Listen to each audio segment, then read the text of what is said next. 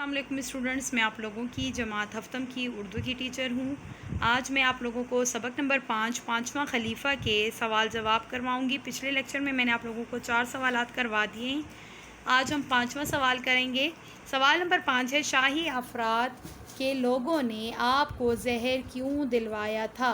شاہی افراد کے لوگوں نے آپ کو زہر کیوں دلوایا تھا؟ حضرت عمر بن عبدالعزیز رضی اللہ تعالیٰ عنہ کے اصلاحی کاموں کی وجہ سے ملک میں امن و امان قائم ہو گیا۔ حضرت عمر بن عبدالعزیز رضی اللہ تعالیٰ عنہ کے اصلاحی کاموں کی وجہ سے ملک میں امن و امان قائم ہو گیا اور خوشحالی عام ہو گئی۔ لیکن بنو امیہ کے افراد کو یہ باتیں پسند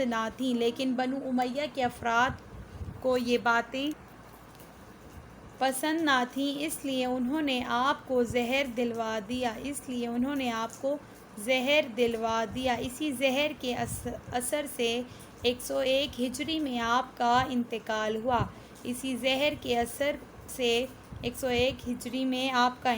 ہوا۔ سوال نمبر 6 ہے، کن وجوہات کی بنا پر آپ کا شمار خلفائے راشدین میں کیا جاتا ہے؟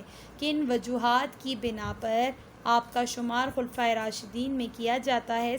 جواب ہے، آپ نے اپنے دور خلافت میں جو اصلاحات کیں، یعنی جو کام ٹھیک کیے اور جو خرابیاں تھیں ان میں آپ نے ان کو ٹھیک کر کے کامیابیاں حاصل کیں۔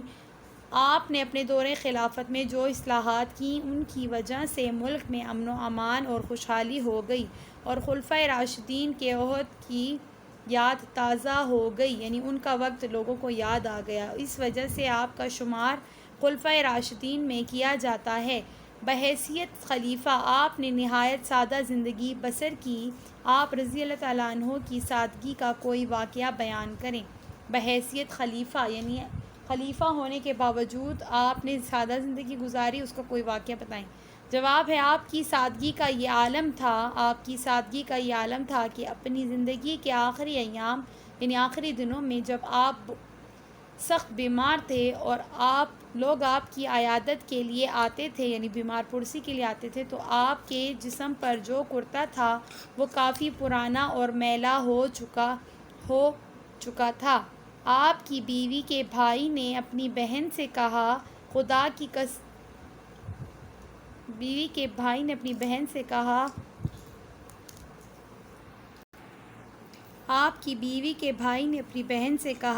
ان کا کرتا پرانا اور میلا ہے۔